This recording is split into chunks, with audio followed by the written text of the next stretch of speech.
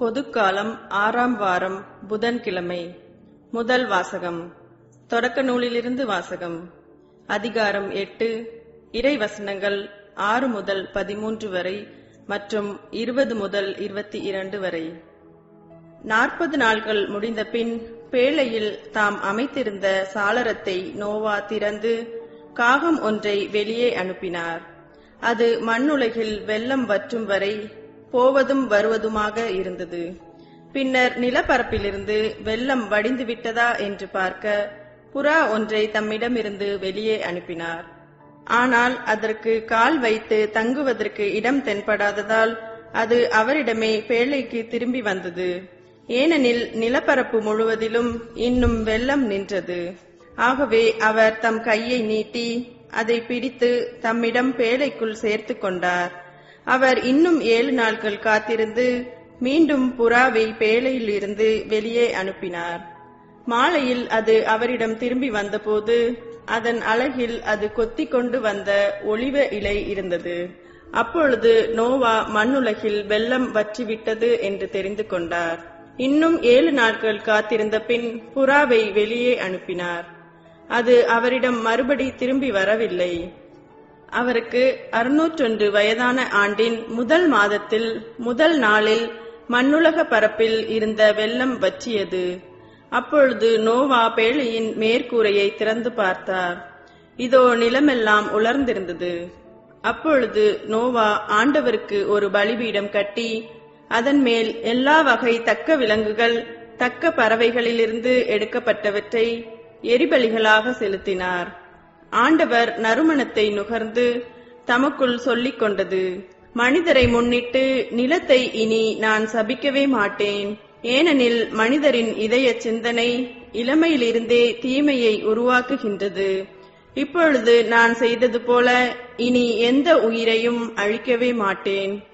மண்ணுலகு இருக்கும் நாளளவும் விதைக்கும் காலமும் அறுவடை காலமும் குளிரும் வெப்பமும் கோடை காலமும் குளிர்காலமும் பகலும் இரவும் என்றும் ஓய்வதில்லை.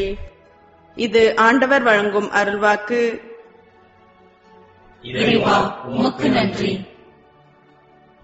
புனித மாற்கு எழுதிய நற்செய்தியிலிருந்து வாசகம். அக்காலத்தில் இயேசுவும் சீடர்களும் பெத்சாய்தா வந்தடைந்தார்கள். அப்பொழுது சிலர் பார்வையற்ற ஒருவரை இயேசுவிடம் கொண்டு வந்து அவரை தொழும்படி வேண்டினர். அவர் பார்வையற்றவரது கையை பிடித்து ஊருக்கு வெளியே அழைத்துச் சென்றார். அவருடைய விழிகளில் உமிழ்ந்து கைகளை அவர் மேல் வைத்து ஏதாவது தெரிகிறதா என்று கேட்டார். அவர் நிமிர்ந்து பார்த்து, மனிதரை பார்க்கிறேன், அவர்கள் மரங்களைப் போல் தோன்றுகின்றார்கள், ஆனால் நடக்கிறார்கள் என்று சொன்னார். இயேசு மீண்டும் தம் கைகளை அவருடைய கண்களின் மீது வைத்தார். அப்போது அவர் நலமடைந்து முழு பார்வையை பெற்று அனைத்தையும் தெளிவாக கண்டார். இயேசு அவரிடம் ஊருக்குள் நுழைய வேண்டாம் என்று கூறி அவரை அவருடைய வீட்டிற்கு அனுப்பிவிட்டார். இது கிறிஸ்துவின் வாழ்வு தரும் நற்செய்தி. கிறிஸ்துவே, உமக்கு புகழ். அன்புக்குரியவர்களே, ஆன்மீகத்தின் அடிப்படை நோக்கங்களில் ஒன்று மனிதர்களுக்கு பார்வை மாற்றத்தை வழங்குவது. இங்கு சுட்டிக்காட்டப்படும் பார்வை உடல் சார்ந்ததல்ல, மாறாக மனம் சார்ந்தது. மனம் சார்ந்த பார்வை மாற்றத்தை மனிதர்களுக்கு தர மண்ணில் தோன்றியவையே மதங்கள். இந்த மனம் சார்ந்த பார்வையானது ஒரு மனிதர் வாழ்வை அணுகுகின்ற விதம், கடவுளை அணுகுகின்ற விதம், துன்பங்களை அணுகுகின்ற விதம் போன்றவற்றை உள்ளடக்கியது. ஒரு மனிதரது இப்படிப்பட்ட பார்வையில் 3 நிலைகள் இருப்பதை இன்றைய நற்செய்தி வாசகத்தினுடைய பின்னணியில் நாம் கொஞ்சம் சிந்திக்கலாம். முதல் நிலை முழுவதும் பார்வையற்றவராக இருக்கும் நிலை. இரண்டாவது நிலை அரைகுறை பார்வையோடு வாழும் நிலை. மூன்றாவது நிலை முழு பார்வை பெறும், முழு பார்வை பெற்ற நிலை.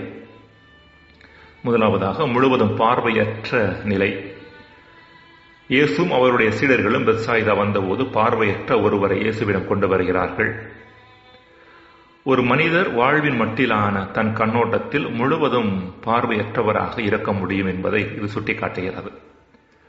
வாழ்வை சுமையாக பார்ப்பது, மனித வாழ்வின் அர்த்தம் என்ன என்பது குறித்து எந்த தேடலும் இல்லாமல் இருப்பது, வெந்ததை தின்றுவிட்டு விதி வந்தால் சாவோம் என்கிற மனநிலையோடு வாழ்வது போன்ற காரியங்கள் ஒரு மனிதர் வாழ்வின் மட்டில் முற்றிலும் மூடிய மனம் உள்ளவராக இருக்கிறார் என்பதை வெளிப்படுத்துகின்றன.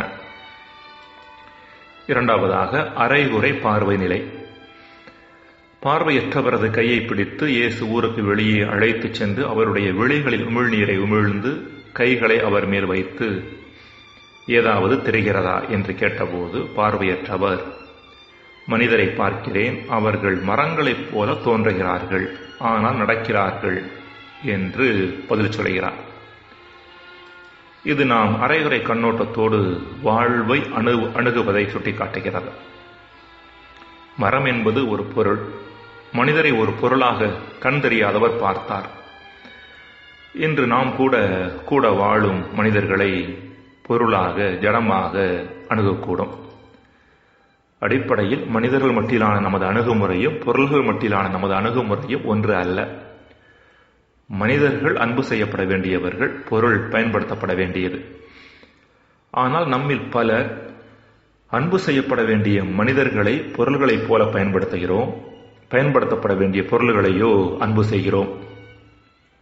நுகர்வு கலாச்சாரமே மனிதர்களை பொருளாகத்தான் பாவிக்கிறது என்பது நாம் புரிந்து கொள்ள வேண்டிய ஒரு கசப்பான உண்மை.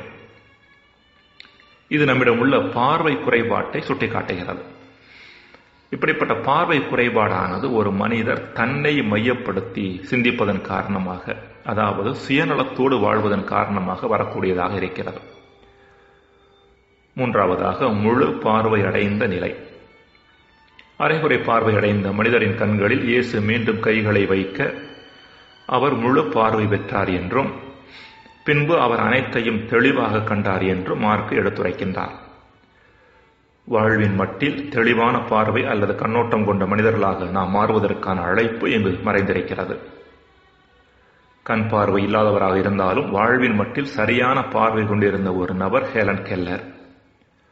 அவர் இவ்வாறு ஒரு முறை சொன்னார், நன்றாக கண் பார்வை தெரிந்து வாழ்வில் சரியான கண்ணோட்டம் இல்லாத நபராக இருப்பதை விட ஒரு கண் தெரியாத நபராக இருப்பது எவ்வளவோ மேலானது. அன்பிற்குரியவர்களே, தெளிவான முழுமையான பார்வை கொண்ட மனிதர் என்பவர் இந்த பூமியில் தன்னை உயர்த்திக் கொள்வதோடு பிறரையும் உயர்த்துவதற்கு தன்னால் இயன்ற அத்தனை காரியங்களையும் செய்யக்கூடியவராக இருக்கின்றார். இப்படிப்பட்ட முழு பார்வையடைந்த மனிதர் தன் வாழ்வில் நடக்கும் அத்தனை காரியங்களையும் கடவுளையும் பிறரையும் மையமாக வைத்துதான் பார்ப்பாரை ஒழிய தன்னை மையமாக வைத்து அல்ல. ஜெபம். இறைவா, எம் பார்வை மாற்றம் வாழ்வு மாற்றத்திற்கு இட்டுச் செல்லும் என்பதை நாங்கள் உணர வரம் தாரும். ஆமென்.